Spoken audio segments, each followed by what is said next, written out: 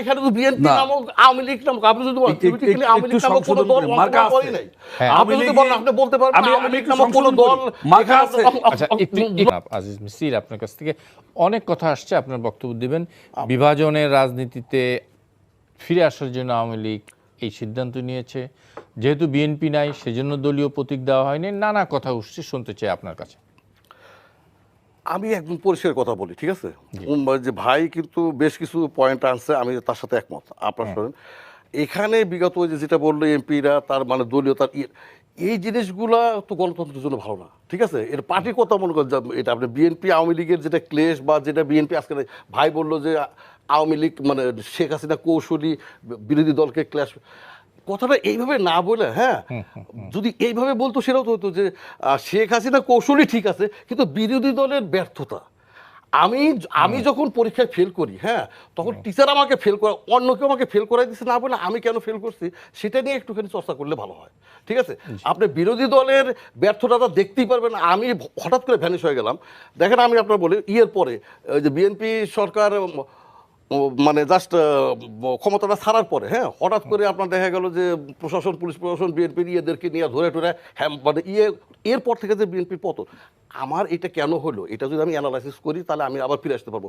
যতদিন এটা অ্যানালাইসিস তারা নিজেরা করতে না পারবে তারা কামব্যাক করতে পারবে না। কারণ হচ্ছে তারা এটাই বোঝে না যে জনগণ কি চায়, শেখ হাসিনা বোঝে। আমার কথা একটা, শেখ হাসিনা বোঝে বিলে এত সংকট সত্ত্বেও জনগণ শেখ হাসিনার উপর নির্ভর করে শান্তভাবে আছে।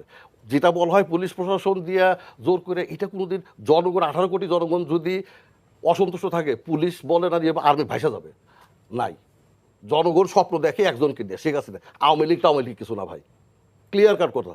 এখনকার আমার জন্য, আমি ব্যক্তি সেলিমের জন্য গণতন্ত্র একটাই আমি বুঝি, সেটা হচ্ছে for the Sheikh Hasina, by the Sheikh Hasina, of the মোটা শেখ হাসিনা। কারণ হচ্ছে যে আমি বাকি যে সমস্ত নেতৃত্ব দেখি এরা কোনো নেতৃত্বের মধ্যে পড়ে বলে মনে হয় না, ঠিক আছে। আমার একটা জিনিসটা হচ্ছে এটা, শেখ হাসিনা সুযোগ করে দিছে ভাই, এবার দলীয় পরিবারতন্ত্র থেকে বের হয়ে আসো, যারা যাকে পছন্দ করো ভোট দাও, নির্বাচিত তাদেরকে নিয়ে আমরা নতুন বাংলাদেশ, স্মার্ট বাংলাদেশ গড়ব। স্মার্ট বাংলাদেশের জন্য যদি তাই হয় তাহলে তো আমার গণতান্ত্রিক অধিকার, আমি যদি কার ভাগনা হই, আমি যদি কার শ্যালক হই, এটা তো আমার অপরাধ না। তাহলে আমি কেন ইলেকশন করতে পারবো না? আমি কেন পারবো না? আমাকে কেন মানে 50 বছরে আমাদের রাজনীতিটা এমন জায়গায় এসে পড়ছে, ঠিক আছে। এখন আপনি থিওরিটিক্যাল কথা দিয়ে এটাকে ঠিক করতে পারবেন না। এখানে কিছু থিওরির বাইরেও কাজ আপনার করতে হবে। ভাই যে বললো এখানে কিছু যদি এক্সটার্নাল ফোর্স আপনি দেখেন, আমাদের সায়েন্সে কি বলে, আমাদের ক্যাটালাইজ বলতে মানে আমাদের বিক্রিয়াকে ত্বরান্বিত করার জন্য আলাদা একটা আপনার দেওয়া হয়। বিক্রিয়া কিন্তু নর্মালি হবে, ঠিক আছে, সেটাকে ত্বরান্বিত। এটা হচ্ছে আমাররা যে অবস্থায় এসে পড়ছে, এখান থেকে ফিরতে হলে, কামব্যাক করতে হলে একটা এক্সটার্নাল ফোর্স প্রয়োজন আছে। সেই এক্সটার্নাল ফোর্সটা হচ্ছে প্রশাসন কোনোভাবে ইন্টারফেয়ার করতে পারবে না। এবং এমনকি এই উপজেলা নির্বাচন নিয়ে কোনো এমপি মানে পার্টি অফিসে বসে মিটিংও করতে পারবে না, এরকমভাবে নির্দেশ দেওয়া আছে। যারা করতেছে মনে করতেছে তারা প্রত্যেকটা নিউজ আপনার মনে করেন প্রতি মুহূর্তে নেত্রীর কাছে যাচ্ছে। গোয়েন্দা সংস্থার কথা বাদ দেন, শেখ হাসিনা এমন কৌশল বসে, শেখ হাসিনার নিজস্ব লোক মনে করেন ঘটতেছে।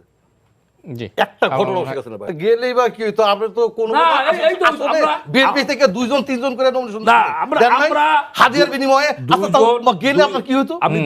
আপনি নিজে ঠিক হন, আপনি নিজে ঠিক হন, আপনার গণতন্ত্র ঠিক করেন, আপনি দলের প্রধানের সিদ্ধান্তই সবকিছু, সেটা গণতন্ত্র হয় কিভাবে বলেন আপনি? এটা এখান থেকে বের হওয়ার আগে দলের প্রধান যেটা বলবো তার বাইরে কেউ কিছু করতে পারবে না। আপনি যে আওয়ামী লীগের কথা বললেন, এটাই যদি ঠিক হয়, দলের প্রধান শেখ হাসিনা বলছে যে আমার কোন যারা দল থেকে নির্বাচিত হয়েছে তারা ইন্টারফেয়ার করতে পারবে, তাহলে সেটা ঠিক আছে। আপনার কথা দিয়ে আমি বলতেছি, দলের প্রধানের কথা যদি গণতন্ত্র হয়ে থাকে, গণতান্ত্রিক চর্চা, তাহলে শেখ হাসিনার কথা ঠিক আছে।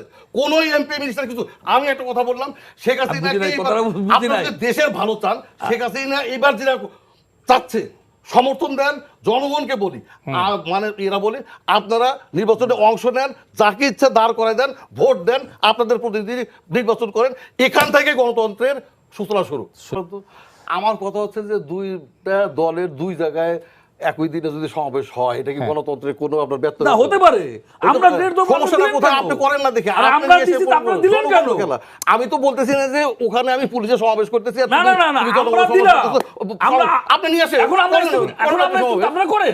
এখন আমরা স্থগিত করছি, আপনারা করেন। সমস্যা নাই তো। আমরা আমরা তো গণতন্ত্র ওই মানে দিকে কি? আমরা গণতন্ত্র মানেই আপনার পাল্টাপাল্টি। আমরা 28 তারিখে আপনি বলছেন গণতন্ত্র মানে হচ্ছে গণতন্ত্রের দুইটা আমরা একাধিকের প্রতিযোগিতা। আপনি দেখুন প্রতিযোগিতা তো মনে করেন আপনি যেটা করবেন, আমি সেটা আপনাকে স্মরণ করে দিই, কোনো সুযোগ নাই। বিএনপিকে আসলে গণতান্ত্রিক কিছু চর্চা মানে শিখে আসতে হবে। প্রয়োজনে সে ওই যে ভাইদের কাছ থেকে কিছু মনে করেন কোচিং সিস্টেমে শিখা যায়। দেখেন আমি একটা কথা বলি, যদি আমি একটা কথা বলি, জাস্ট